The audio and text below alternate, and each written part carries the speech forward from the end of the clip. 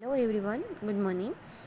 सो हमने हमारे जो ये वाला चैप्टर है उसका जो फर्स्ट पार्ट था उसमें हमने यहाँ तक किया था। अभी हमारा जो ये सेकंड पार्ट है वो हम यहाँ से फिर स्टार्ट कर रहे हैं। ठीक है, यहाँ पे लिखा था फाइंड आउट। मैंने ये सब आपको फाइंड करने के लिए बोला था कि ये जो जितने भी एनिमल्स है वो जब उसका बोन होता है वहाँ से लेके उसकी जो प्रोसेस होती है वो आपको मैंने फाइंड करने के लिए दी थी। ठीक है, तो आई होप सो आपने ये थोड़ा बहुत फाइंड किया होगा इसके बारे में। और यहाँ पे लिखा था do all animals grows at the same seeds. No, सभी एनिमल्स अलग अलग टाइमिंग होता है उसका, उस हिसाब से वो ग्रो करते हैं। तो इसका आंसर आएगा नो। ठीक है, तो हम हमारा जो आगे का है वो हम देखते हैं। Here are the pictures of a grandfathers posing for the photograph who looks the oldest to you। तो यहाँ पे हमको देख के बताना है कि कौन सा है वो सबसे पुराना है, ओल्ड है, वो दिखाना है। Elephant's Appu's grandfather is 95 years old. It means कि इसका 95 ईयर्स ओल्ड उसके ग्रैंडफादर है। इसके ग्रैंडफादर कितने ओल्ड है वाले, उसका नाम है चिक्कूज रेड है। उसका जो ग्रैंडफादर है वो 2 ईयर्स ओल्ड है। ठीक है, उसके बाद यहाँ पे लिखा है Rani's grandfather 17 year old. It means कि जो रानी के ग्रैंडफादर है वो 17 ईयर ओल्ड है। ठीक है, how much old is Appu's grandfather than the Rani's grandfather. It means के जो अप्पू के ग्रैंडफादर है वो रानी के ग्रैंडफादर से कितने ईयर्स ओल्ड है। ठीक है, तो यहाँ पे आएगा, यहाँ है 95 और यहाँ पे 70 है। तो 95 में से हम 70 निकालेंगे, 95 में से 70 निकलेगा तो 25 आएगा। ठीक है, इट मीन्स कि यहाँ पे आएगा 25 ईयर्स ओल्ड। ठीक है, उसके बाद है will Chikku's grandfather was grow as a old age Appu's grandfather. क्या चिक्कू के जो ग्रैंडफादर है वो अप्पू के जो ग्रैंडफादर है, हाँ अप्पू के जो ग्रैंडफादर है क्या वो उसके जो ग्रैंडफादर है उतने जितने वो पुराने हो गए। तो नो, उसका आंसर आएगा नो, वो इतने ज़्यादा ईयर्स तक जिंदा नहीं रहते। सो इसका आंसर आएगा नो। उसके बाद है how much younger is the Chikku's reds grandfathers than the Rani's grandfather. तो इन दोनों का जो एज डिफरेंस है वो क्या है, तो वो हम यहाँ पे लिखा है, वहाँ पे लिखा है 70 और यहाँ पे लिखा है 2। तो 70 में से हम 2 निकालेंगे तो 68 आएगा। ठीक है, तो यहाँ पे 68 ईयर्स यंगर है वो हम लिख सकते हैं। ठीक है, उसके बाद हमारा नेक्स्ट पेज देखेंगे हम। नेक्स्ट पेज में लिखा है हॉलीडेज आर फन। तो हॉलीडेज़ में हम सब फन करते हैं, राइट। उसके बाद है आदिव्स हॉलीडेज हैज़ बिगन। उसके जो हॉलीडे वो स्टार्ट हो चुकी है। He was very excited, he had made some wonderful plans and wanted to tell his cousins Sabana. और उसने जो अच्छे प्लान बनाया है कि वो हॉलीडे कैसे स्पेंड करेगा और वो सबाना को बताना भी चाहता है। सो ही राइट हर लेटर। उसने क्या किया कि उसको लेटर लिखा है। यहाँ पे लिखा है अजमेर जब वो उसने अजमेर से वो है तो वहाँ से वो लेटर लिखा है। डेट भी लिखी है 7/5/2019। 5 का मतलब क्या होता है आपको पता है? 5 का मतलब होता है मई। इट मीन्स के 7 मई को उसने लिखा था। जिनको अभी हम लिख रहे हैं वो उसको हमें यहाँ पे लिखना पड़ता है डियर सबाना, जो उसको लिख रहा है इसलिए उसने लिखा है हेलो हाउ आर यू, आप कैसे हो? आई एम फाइन हियर, मैं तो यहाँ पे बहुत ठीक हूँ अप्पा। My holiday has started from today. मेरी जो हॉलीडे है वो आज से स्टार्ट हो गई। इट मीन्स के 7/5 को स्टार्ट हो चुकी है। ठीक है, I am going to my nani's place on 10th May. तो मैं अपनी जो नानी है उसके घर पे जाऊँगा, 10th मई को जाऊँगा। I will be back on 25। It means के 20 मई को मैं वापस आ जाऊँगा। ठीक है, my school will reopen on 4th June. It means कि मेरी जो स्कूल रीओपन होने वाली है वो जून को होने वाली है, 4th जून को। ठीक है, 19 में 2000। When does your school close. आपकी स्कूल है वो कब क्लोज होने वाली है? Why don't you come here, आप भी क्यों वहाँ पे नहीं आते? We will have to great fun. आप वहाँ पे आओगे तो हम बहुत अच्छे से फ़न करेंगे। बाय फॉर नाउ, अभी के लिए बाय। ठीक है, उसके बाद लिखा है सबाना। तो ये उसका लेटर था, अली ने सबाना को लेटर लिखा है। तो कोई भी लेटर अगर किसी को आपको लिखना है तो इस हिसाब से लिखना होता है और लास्ट में आपका नाम भी आपको मेंशन करना पड़ता है। ठीक है, उसके बाद है सबाना वो स्टे इन नागपुर, जो नागपुर में रहती है। Got this letters on 13 May. It means कि उसने 13 मई को लेटर उसको मिल गया था 2018 में। सी wrote back आतिफ, फिर उसने भी आतिफ को लेटर लिखा। नागपुर से उसने लिखा है, सो लिखा है नागपुर। डेट लिखी है यहाँ पे 14 मई और 2019। Dear Ali, hello, I am going well here, मैं भी यहाँ पे ठीक ही हूँ। I got her letter yesterday, मुझे तेरा जो लेटर है वो यस्टरडे को मिला। हैप्पी हॉलीडे, मैं तुमको विश कर रही हूँ, happy holiday. My schools will close on 1 जून, मेरी जो स्कूल है वो 1 जून को क्लोज होने वाली है 2018 में, sorry. It's will reopen 10th August, और वो 10th अगस्त को रीओपन हो जाएगी। I will go on a school trip to Goa and I will return 7 जून को मैं रिटर्न होने वाली हूँ। I will try to come to Ajmer after that bye, तो मैं भी ट्राई करूँगी कि मैं अजमेर आऊँ। तो अभी के लिए बाय। और जो लिख रहे हैं वो उसने नाम लिखा है शबाना, ठीक है। ये लेटर शबाना का है, तो यहाँ पे शबाना ने अपना नाम लिखा है, इस हिसाब से हमको लेटर लिखने होते हैं। Ali road his letters on 7th May, उसने 7th May को ये लेटर लिखा था। You remember how we write a date in a number, तो आपको पता है कि हमें कोई भी डेट नंबर में लिखनी होती है तो हम इस हिसाब से लिखते हैं, ठीक है। बट इस डेट को कैसे रीड किया जाता है, 7, अगर 7/5 है तो 7 में हमें रीड करना होता है, ठीक है। अभी हम देखेंगे हमारा नेक्स्ट पेज। यहाँ पे बहुत सारी ऐसी एक्सरसाइज दी गई है। Now write which date this stand for, तो हमें जो ये डेट है उसको भी इस हिसाब से लिखना है। 10/5 को है तो 10 में लिखा जाता है 2019, इस हिसाब से हमें पूरा लिखना है। जो मैंने लिख दिया है 20 मई है, 17 जून है, सॉरी 7 जून है, 1 जून लिखा है, इस हिसाब से आपको लिखना है। Write this date in a number, अगर आपको नंबर में लिखना है तो फिर इसका उल्टा लिखना होता है। अगर जून है तो जून को हम 6 लिखते हैं, पता है ना वो तो। अगर आपको नहीं पता है तो आप सीरियल में लिख सकते हो, जनवरी, फरवरी, मार्च, इस हिसाब से, और उसके नीचे 1, 2, 3 सीरियल नंबर दे देना है, ठीक है। उस हिसाब से जो भी सीरियल नंबर आता है वो वाला मंथ आता है, ठीक है। इस हिसाब से भी आप कर सकते हो। उसके बाद जो हमने पहले वीडियो में किया था, ठीक है, मैंने आपको पूरा बताया था कि जनवरी को 1st बोला जाता है, फरवरी को 2nd मंथ बोला जाता है, मार्च को 3rd बोला जाता है। इस हिसाब से मैंने फर्स्ट वीडियो में आपको करके दिया था। अभी नेक्स्ट इस हिसाब से हमको नंबर में डेट राइट कर सकते हैं। उसके बाद हमारा नेक्स्ट क्वेश्चन है, how long did it's take to letter to reach from Ajmer to Nagpur, तो अजमेर से जो नागपुर लेटर पहुंचने में कितना टाइम लगा। तो यहाँ पे जो उसने लेटर लिखा था वो 7/5 को लिखा था, और फिर जब वो पहुंचा था वो 13/5 हो चुका था, ठीक है। इट मीन्स के वो 6 डेज़ में वो लेटर वहाँ पे गया था, तो यहाँ पे आएगा 6 डे, ठीक है। उसके बाद है how many days will Ali spend at his nannies place, उसने जो नानी के प्लेस घर गया था तो वहाँ पे उसने कितना टाइम स्पेंड किया था वो हमें दिखाना है। यहाँ पे लिखा था वो 10 डेट को जा रहा था, 10 डेट, और वो वापस वहाँ से कम बैक वो वापस आया था 20 को, ठीक है। इट मीन्स के 10 डेज़ आएगा, ठीक है। यहाँ पे आपको लिखना है 10 डेज़। उसके बाद है फिल इन द टेबल, यहाँ पे जो पूरा टेबल है वो फिल करना है। शबानाज हॉलीडे, शबाना की हॉलीडे कब हुई थी, 1 जून को हुई थी। कब तक, लास्ट कहाँ तक उसकी हॉलीडे थी, 10 अगस्त तक थी, ठीक है। उसके बाद अली की जो हॉलीडे है वो 7 थी और 5th मंथ था, इट मीन्स के मई में हुई थी, 7 मई में। और वो कहाँ तक चली थी, तो 4 जून तक उसकी जो हॉलीडे है वो चली थी। इट मीन्स के ये वाला जो है जो शबाना का ज़्यादा है, क्योंकि उसने 1 जून से उसकी हॉलीडे स्टार्ट हो गई थी। तो हम उसके अगर डेज़ काउंट करने हैं तो हम किस हिसाब से करेंगे, तो यहाँ पे जून में कितने डेज़ होते हैं, 30, तो यहाँ 1st डेट से स्टार्ट हो रहा है तो 30 हम लिखेंगे, ठीक है। जुलाई का कितना होता है, 31 डेज़ होते हैं, तो 31। और बाद में जो जुलाई के बाद होता है अगस्त में तो उसकी हॉलीडे ख़त्म हो रही है, वो 10 डेट को हो जा रही है ख़त्म, तो 10 डेट को तो उसको वापस जाना पड़ेगा, तो इट मीन्स 9 डे लिखेंगे। तो फिर इसका टोटल लगाएंगे हम, तो 9 और 1 0 हो जाता है। यहाँ पे 1 की वैल्यू आएगा, 10 हो जाएगा तो 1 की वैल्यू आएगा, 3 और 3 6 और 1 7। इट मीन्स के 7 डेज़ उसकी हॉलीडे चली, 70 डेज़ उसकी हॉलीडे हुई थी, ठीक है। यहाँ पे 70 लिखा हुआ है। उसके बाद है जो अली की हॉलीडे है वो 7 डेट को स्टार्ट हुई थी, 7 मई को हुई थी, ठीक है, और जून तक चली थी। तो 7 मई को, इट मीन्स के हम ऐसे काउंट करेंगे तो मई में कितने डेज़ होते हैं, 31 डेज़। 31 डेज़ में से हम 7 डेज़ निकाल देंगे तो 25 डेज़ आएंगे, ठीक है। उसके बाद उसका रीओपन कब हो रहा है, 6 जून में हो जा रहा है, ठीक है।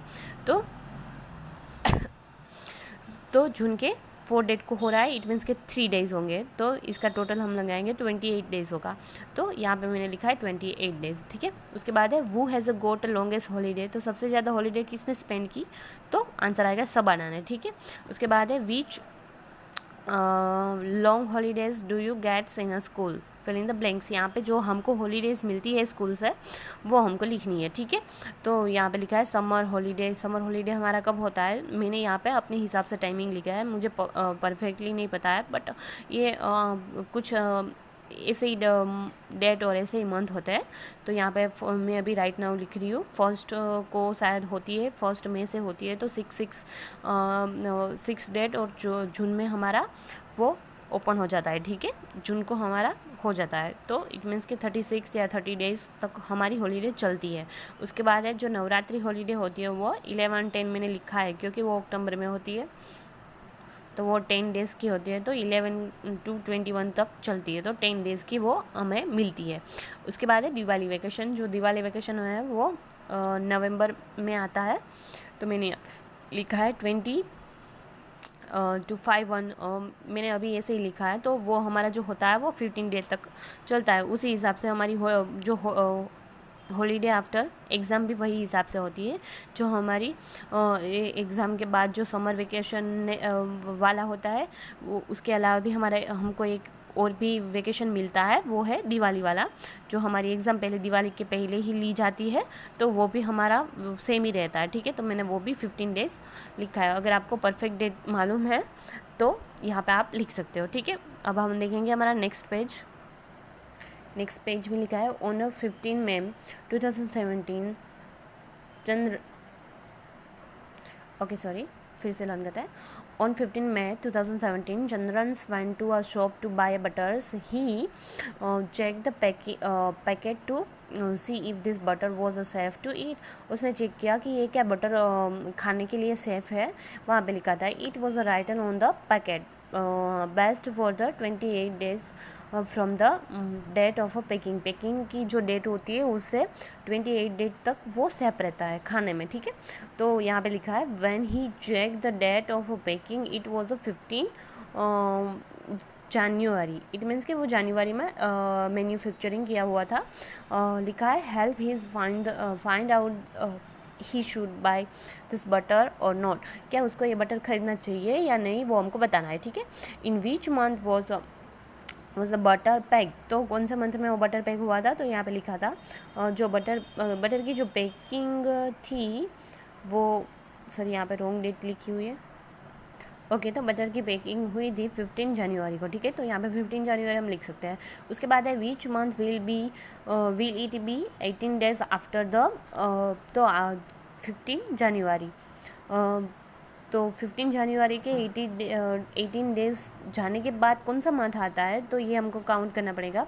तो यहाँ पे देखो अगर 15 डेट को हमने लिया था, यहाँ पे देखो 15 जनवरी, ठीक है, तो 15 हम जाने देते हैं। उसके बाद अगर जनवरी में 31 डेज़ होते हैं, तो 15 में से 31 निकालेंगे तो 16 आएगा। इट मीन्स के 16 डेट और जनवरी की भी डे बच जाते हैं, वो हम लिखेंगे। फरवरी के कितने होते हैं, 28 डेज़ लिखेंगे। मार्च के 31 होते हैं। मार्च के बाद आता है अप्रैल, तो उसके भी 30 मई के जो हमने लिखे हैं वो अभी मैंने यहाँ पे 15, वो हम मई के भी काउंट कर सकते हैं। तो मई के भी इस हिसाब से हमारे जो जितने भी डेज़ होते हैं वो हमें काउंट करने हैं। इस हिसाब से अगर हम देखते जाएंगे तो 118 डेज़ हमें प्लस करते जाना है। तो ये जुलाई तक हमारे लिए सेफ़ रहेगा, ठीक है। जुलाई तक इसको हम खा सकते हैं। उसके बाद है कैन चंद्रंस ईट ऑन 15 मई, क्या वो 15 मई को ये खा सकता है, मई में, ठीक है, 15 मई को। तो हम यहाँ पे काउंट करें तो जनवरी के 15 डेट तो चले गए थे, उसके बाद उसने मैन्युफैक्चरिंग किया तो 16 डेज़ उसके गिन लेते हैं। फिर जनवरी के बाद आता है फरवरी, उसके 28 डेज़। मार्च के बाद आता है अप्रैल और मई, और उसने क्या बोला है यहाँ पे 15 में, तो 15 का इट मीन्स कि हम भी 15 ही काउंट करेंगे। अभी यहाँ पे 15 डेट उसने खरीद रहा है वो 15 मई को हो रहा है, तो ये अभी 15 डे ही हम काउंट करें, ठीक है। यहाँ पे इनका टोटल लगा है तो 120 डेज होता है। तो ये जो खाने के लिए अगर हमको खाना है तो 120 नहीं, हम 180 डेज़ तक इसको यूज़ कर सकते हैं। तो इट मीन्स कि ये यूज़ कर सकता है, तो ये मई तक यूज़ कर सकता है। तो मई, जून, उसके बाद जुलाई नेक्स्ट होता है, तो जुलाई इट मीन्स कि यहाँ पे आता है जुलाई। अगर चाहो तो इस हिसाब से भी आप करके कर सकते हो, ठीक है। उसके बाद नेक्स्ट है, do you ever check the date of packing of this your buy. क्या आप भी खरीदने के लिए गए हो और आपने डेट चेक की हुई है? Have you seen medicine with have a expiry date written on them? It's tell you after which date it is unsafe to take the medicine. It means कि अगर आप मेडिसिन के शॉप के ऊपर जा रहे हो तो वहाँ पे ऐसे ही लिखा हुआ होता है कि ये कब तक यूज़ करने के लिए आपको कब तक सेफ़ रहेगा, ठीक है। अगर ये सेफ़ नहीं है तो वहाँ पे एक्सपायरी डेट भी दी गई होती है, ठीक है। यहाँ पे और भी एक्सरसाइज है, देखते हैं हम लिखे, find out which are the other things that come with an expiry date. कई ऐसी सारी चीज़ें होती है जहाँ पे मैन्युफैक्चरिंग डेट और एक्सपायरी डेट दोनों चीज़ें लिखी होती हैं। On a cough syrup it was a written, cough syrup की जो बोतल आते हैं वहाँ पे मैन्युफैक्चरिंग डेट लिखी होते हैं। This show is what the made in July, it means के वो जुलाई में मैन्युफैक्चरिंग किया हुआ है। उसकी एक्सपायरी डेट लिखी है 7 जुलाई में हम यूज़ कर सकते हैं 18 तक, ठीक है। इट मीन्स के 1 ईयर्स तक हम इसको यूज़ कर सकते हैं। This show the month and years tills when it is safe to take. तो यहाँ पे लिखा हुआ है कि कब तक ये आपके लिए सेफ रहेगा, ठीक है। यहाँ पे लिखा है what month the years is write as a 17 July 2018। तो इसको अगर हमें ऐसे ही मंथ में लिखना है तो जुलाई 18 हम लिख सकते हैं, ठीक है। Would it be safe to take the cough syrup in a September 2018? क्या हम 2018 में सब कफ सिरप को यूज़ कर सकते हैं? तो इसका आंसर आएगा नो, क्योंकि हम जुलाई 2018 तक ही कर सकते हैं। उसके बाद क्या आता है, जुलाई के बाद आता है जून, जुलाई, अगस्त, सितंबर। तो सितंबर उसके बाद आता है, तो इट मीन्स कि हम यूज़ नहीं कर सकते, ये हमारे लिए सेफ़ नहीं है, ठीक है। आई होप सो ये समझ आ रहा है आप सबको।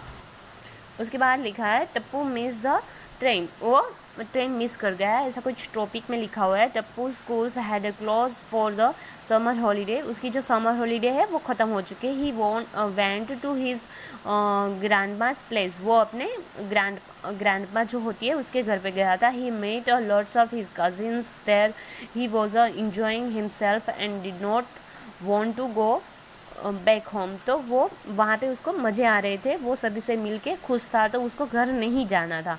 टप्पूस pack your bag, the trains leaves at 5:30 in the evening को हमें जाना है, हमारी ट्रेन है तो हमें निकलना है, तो आप अपना बैग पैक कर लो, ठीक है।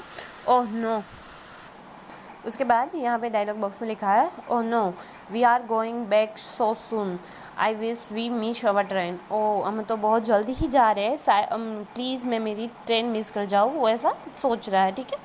Tappu's and his parents reach the station at 5:15 minutes, it means के 5 o'clock और 15 मिनट्स को वो वहाँ पे पहुँचे थे। बट गेस व्हाट, बट क्या हुआ, they had actually miss the train, but क्या हुआ कि वो ट्रेन मिस कर गए, ठीक है। उसके बाद यहाँ पे बॉक्स में है that means I am not going back to today, it means के ये मैं तो आज घर पे नहीं जा रहा हूँ। Can you guess why this miss the train, आपको ये पता है कि इन लोगों ने ट्रेन मिस क्यों कर दी? क्योंकि जो उसकी मदर है वो बोल रही है कि वो इवनिंग को जाएंगे, बट एक्चुअल में वो जो ट्रेन का टाइमिंग था वो AM का था, बट उसने सोचा कि ये इवनिंग को जाएंगे तो PM है, उसने ऐसा सोचा था। बट जो रेलवे स्टेशन होता है वहाँ पे 24 आवर्स का जो टाइमिंग होता है वो लिखा हुआ होता है ट्रेन का, इसलिए उसने ये ट्रेन मिस कर दी, ओके। सो यहाँ पे नेक्स्ट लिखा हुआ है actual the trains had left eight 3 hours and 30 in the morning, it means कि वो सुबह AM को जाने वाली थी, 3:30 को, सॉरी 5:30 को निकलने वाली थी। इट मीन्स कि वो AM को जाने वाली थी। टप्पूज पेरेंट्स वेर अपसेट, तो वो अपसेट हो गए। देर आज द स्टेशन मास्टर, फिर उसने स्टेशन मास्टर से पूछा अवर टिकट से 5:30, देखो तो हमारी टिकट में तो 5:30 का टाइम लिखा है, but sirs this means 5:30 in the morning. इसका मतलब ये है कि ये मॉर्निंग की 5:30 को निकलेंगी, ठीक है। और वहाँ पे लिखा ओह येस आई फॉरगेट दैट, मुझे लगता है मैं भूल गया। वहाँ पे लिखा है the railway will write 17:30 for the 5:30। It means कि ट्रेन का जो टाइमिंग होता है, रेलवे विभाग होता है, वो किस हिसाब से टाइमिंग लिखता है, तो वो 24 आवर्स में टाइमिंग लिखता है। तो अगर शाम की होती तो वहाँ पे 17:30 लिखते हैं, बट वहाँ पे 5:30 लिखा था। इट मीन्स कि वो मॉर्निंग की ट्रेन थी, ठीक है।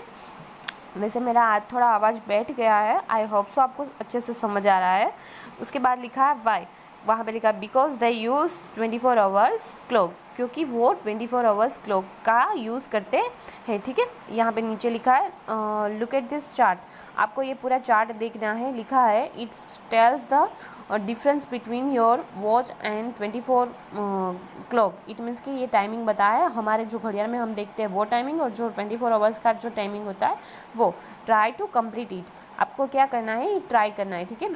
तो टाइम बाय योर्स वॉच, जो हमारा जो टाइम है वो यहाँ पे लिखा हुआ है, हमें जो देखते हैं वो, और यहाँ पे जो 24 आवर्स का जो टाइमिंग होता है वो लिखा है। तो 24 आवर्स में क्या होता है, जब हम आफ्टरनून के बाद जो 1 o'clock होता है तो उसमें 13 o'clock होता है। हमारा जो 2 o'clock होता है तो उसका 14 o'clock होता है। उसके बाद हमें जब 3 o'clock होता है तो उसको 14 o'clock होता है। इस हिसाब से जब हमको 12 o'clock होता है रात के, जो हमें मिडनाइट हम कहते हैं, तो उसका 00 हो जाता है, ठीक है। इस हिसाब से हमें कंटिन्यू करते करते जाएंगे तो इस हिसाब से वो टाइमिंग लिखते हैं, ठीक है। तो इस हिसाब से मैंने यहाँ पे भी राइट किया है। आपको ऐसा हो तो आप ये चेक करना और ये अच्छे से टाइमिंग अपने पेरेंट्स की हेल्प लेके ये टाइमिंग समझने का ओके। चलो, तो ये जो हमारा ओके हम यहाँ पे थे 24 का जो क्लॉक का टाइमिंग होता है वो आपको अच्छे से सीखना है, समझना है, और ऐसी कई सारी एक्सरसाइज होगी आपके वर्कबुक में भी, वो भी आपको ट्राई करना है, ठीक है। उसके बाद लिखा है 1 o'clock, तो जब हमारा 1 o'clock होता है तो जो 24 आवर्स की जो क्लॉक होती है वो आफ्टरनून के बाद है। इट मीन्स कि जो दोपहर के 12 बजे के बाद का टाइमिंग लिखा होता है वो आता है 24 आवर्स में। 13 o'clock हमें लिखना पड़ता है। अगर 2 o'clock हुआ है तो हम वो 14 o'clock लिखना पड़ता है। 3 होता है तो 15 आवर्स लिखना पड़ता है। उसके बाद 3:30 होता है तो 3 इस हिसाब से लिखना पड़ता है। 15 आवर्स एंड 30 मिनट्स इस हिसाब से लिखा जाता है। उसके बाद होता है 6 आवर्स अगर होता है तो हमें 18 आवर्स लिखना पड़ता है। 9 o'clock होता है तो 21 o'clock लिखना पड़ता है। 12 o'clock जो मिडनाइट के होते हैं तो जो 24 के आवर्स वाली जो क्लॉक होती है उसमें 00 हो जाता है। तो इस हिसाब से उसमें टाइमिंग लिखा जाता है, ठीक है। उसके बाद यहाँ पे नेक्स्ट लिखा है now can you tell why 24 hours clock is called so. तो ये किस हिसाब से इतना चेंजेस होता है। हम एक 1 days में 2 o'clock होता है, 1 o'clock भी 2 टाइम होता है, 3 o'clock, इस हिसाब से सभी 1 days में टू बार सब होता है। तो 24 आवर्स में क्या होता है कि 12 बजे के बाद का जो टाइमिंग होता है वो 13, 14, 15 इस हिसाब से लिखा जाता है। तो 1 days में 1 ही बार आता है, इस हिसाब से 24 आवर्स में होता है। और हमारे रात को भी 2 o'clock होता है और दोपहर को भी होता है, तो इस हिसाब से होता है। उसके बाद है suppose the trains leaves eight 8:30 at night. अगर आप सोचो कि जो ट्रेन का टाइमिंग है वो नाइट में 8:30 में जा रही है, तो लिखा है the times right on the railway ticket would be, जो टिकट होते हैं उसमें कितना टाइम लिखा होगा, 20 आवर्स एंड 30 मिनट्स लिखा होगा।